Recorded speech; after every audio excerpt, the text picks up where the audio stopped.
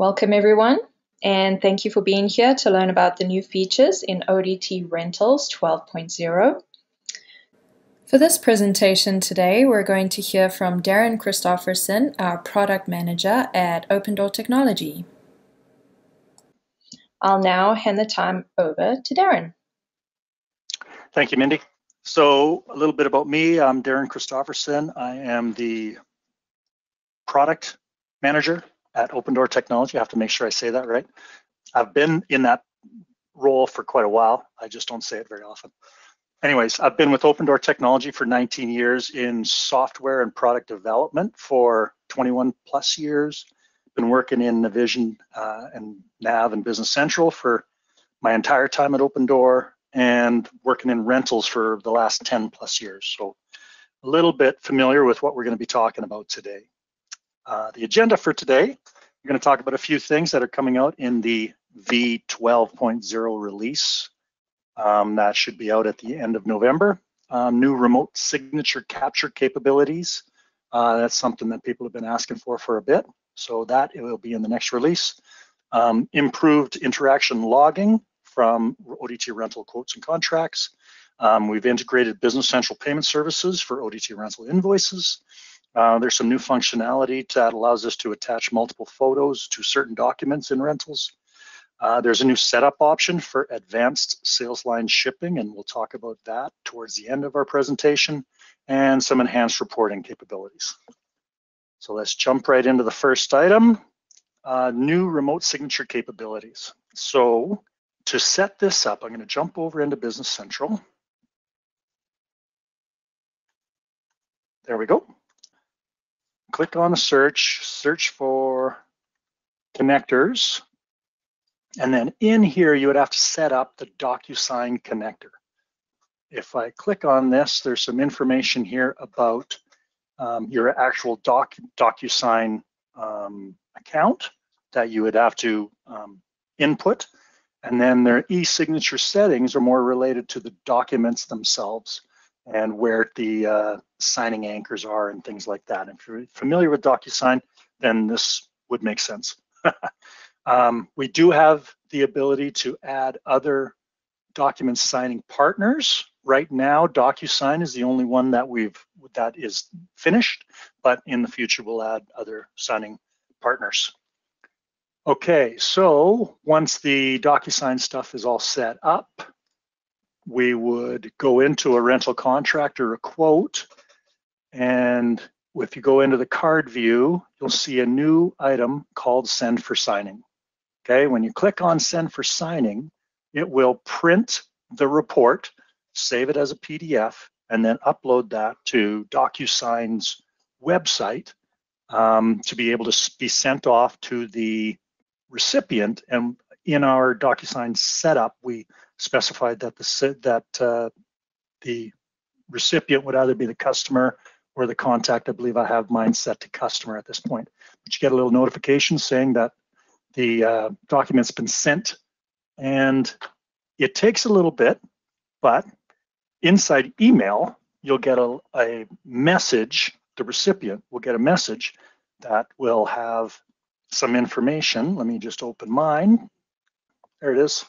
Okay, so because this is a demonstration DocuSign account, we get this kind of information, but the functionality is the same. You click on Review Document, and then it opens up DocuSign's website. We view the document on DocuSign. I'm going to click Continue, and if I click Sign, it prompts me to either create a new signature or use a saved one. I've done this a few thousand times, so I'm going to use the saved one I have because I've only set this up for a single signature. After my first one, it's asked me to finish, and I'm not going to sign into my account at this point. I just want to sign the document and go back. So you can see that the e-signature status is updated to sent. If we look at some of the other ones, there's one that I did earlier today. You can see that once it's been signed and we've downloaded the document from DocuSign's website, then it's updated the e-signature status to signed, and I can see the document in my links folder. I can open it up and I can see that it's been signed by yours truly. So that is the functionality, start to end. So let's see, when successful. Okay, we can also see the e-signature logs under the related e-signature logs. There you go, you can see that it was sent and when it was signed. So there's the audit trail is available as well. Okay. So as I said, we're going to be adding additional signing partners in the future, and it saves the signed document into the attachments fax box. Next item we're going to talk about is interaction logging. If you're familiar with interaction logging that already exists in Business Central, this is similar, and it leverages the same tables and whatnot. We've just extended it to use in our rentals documents. I pop back over into my rental quote. Actually, let's do the setup first. If we search for interaction, there's 3 items. There's groups, templates, and then template setup. If we look at the group, I've already added a rental item for rental documents, and then I created interaction templates for those groups, being contract and quote. And my default correspondence type here is email, but the interaction logs every time you print one of the reports. So if I go to the report tab on the quote or contract and click print, you'll now see that there's a log interaction toggle. And if it's on and I print the document, if I go into the interaction loggings under related history, interaction log entries, we can see that the quote was triggered in the interaction log. And so that's standard Business Central, just being extended to go to rental quotes and contracts.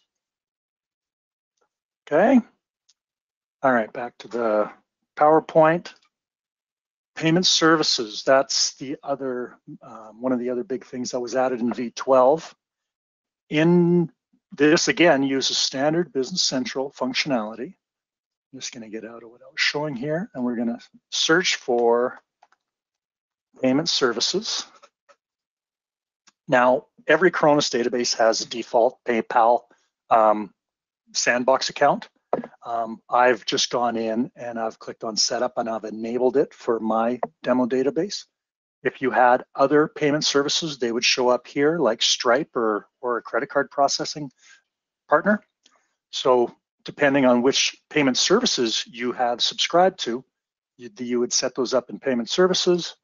And then if we navigate to a rental contract that has an invoice,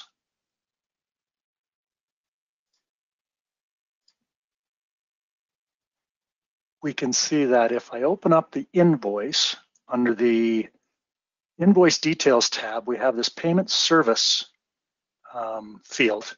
And if you click on the ellipsis, it'll allow you to check which payment service you wanted to utilize. In this case, I've only got one, so I've enabled PayPal. And if you click on the rental invoice, it does it also in preview mode, you'll see that now at the bottom of the page, there's a PayPal link and an additional thing, and both of these are hyperlinks. So if you click on it, it opens up PayPal's site and prompts you to log in with your account. So if you imagine I'm the customer, I've done my rental, I want to pay for it online, I would click PayPal, log in, and make the payment. Okay, so that was functionality that was already in sales, and we've just extended it to our rental contracts, rental invoices. The enhanced photo management thing I talked about earlier. So this is available on posted rental delivery and return documents at this point. We may expand this to other documents in the future, but it seems to make sense for a delivery or return of a rental unit. I'm going to navigate to rental contract 1 because I know this one's been delivered. If I go in and I look at posted deliveries, I can see there's my delivery. And we have the ability to attach photos per document, multiple photos per document, and also multiple photos per document line. In this case, I've only got one line, but if I had multiple lines, I could select the line, and this fact box would update with the photos for that line. And since this is a power shovel, I can see that my power shovel was delivered in good working order. And I also delivered an extra bucket that came with the power shovel. So we can have multiple photographs and we can navigate through them in the fact box. And another piece of functionality that we added for this is in rental management setup. We have under rental picture, we have the ability to send the picture to OneDrive.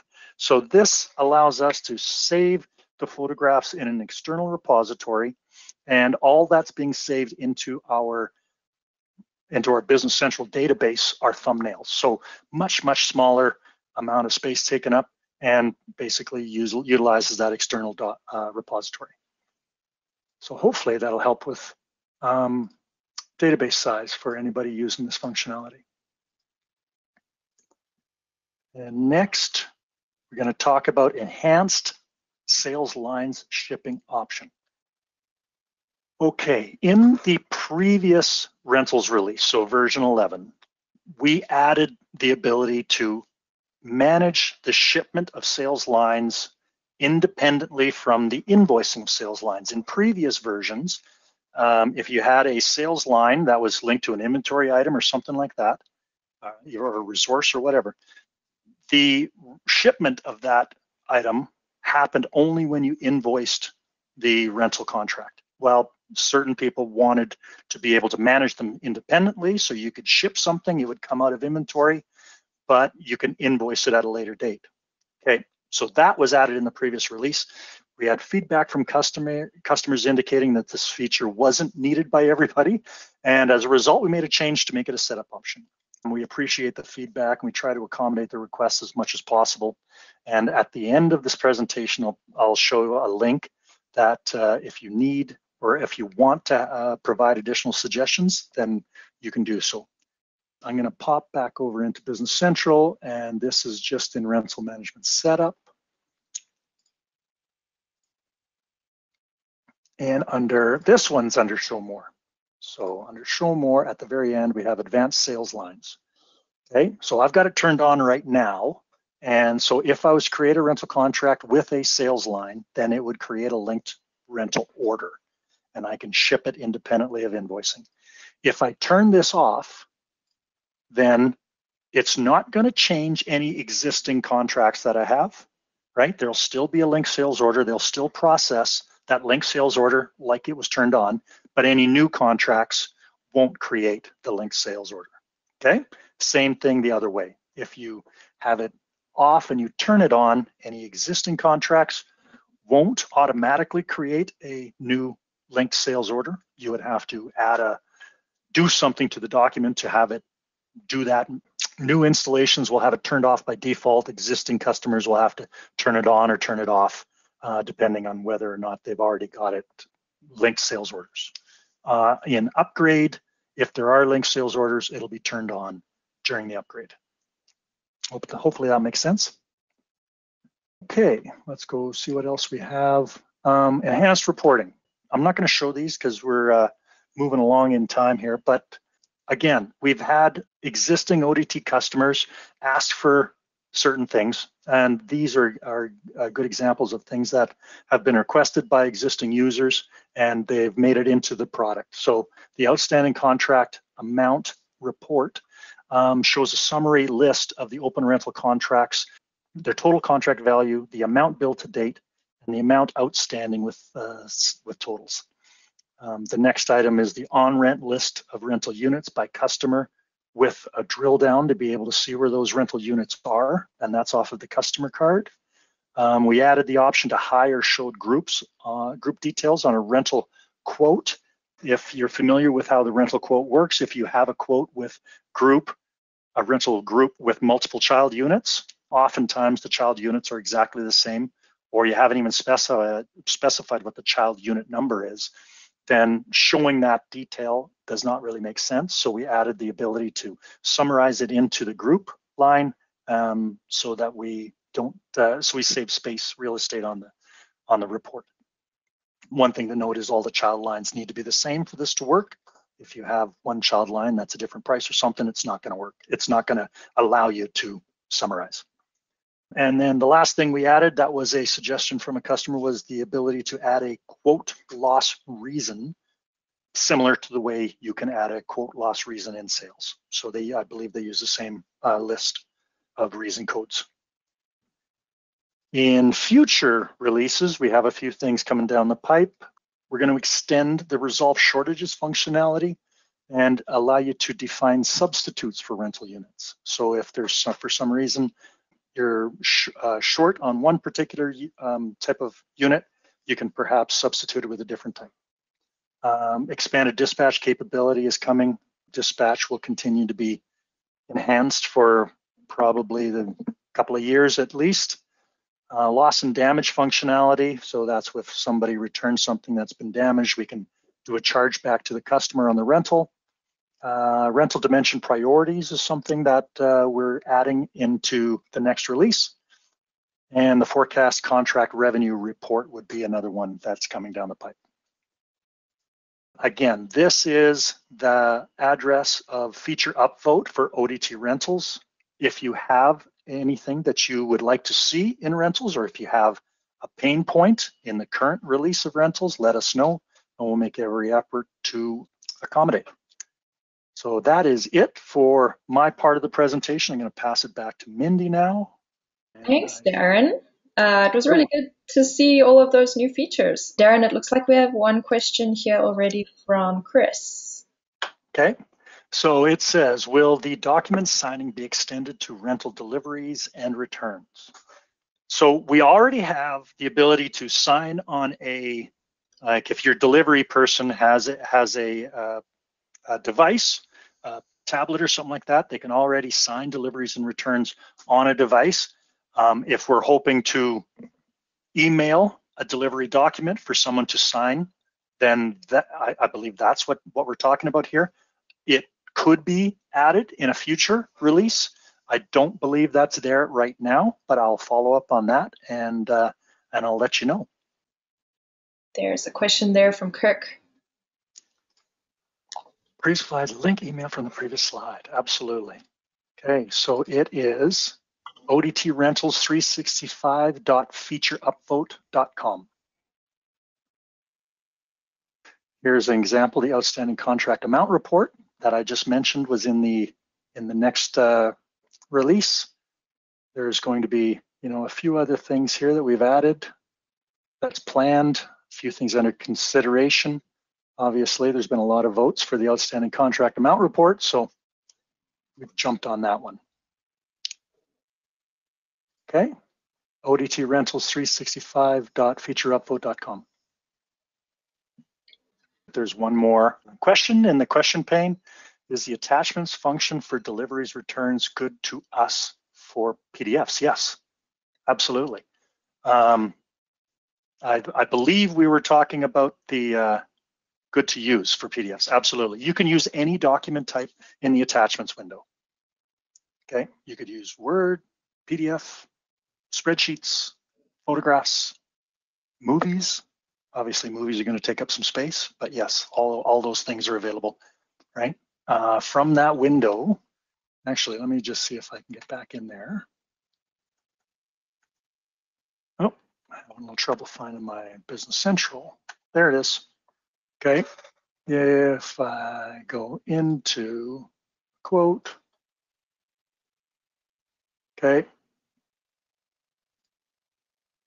If I go into attachments and I just click the plus sign, it tells me what's the link address and where's the description. So if you've got a SharePoint or something, just copy the link address, say what the document is, and then boom, you're good. Okay, again, using links and attachments is a good way to keep your database smaller, and it doesn't like this. It's almost no space taken. It's just a reference to an external location. Okay. Great. I think we're good. Thank you. If you require some more personalized assistance, I encourage you to email us at hi@opendorerp.com and book a free consult with one of our experts. Thanks so much for joining us today, and thanks to Darren again for a great presentation. Have a great day.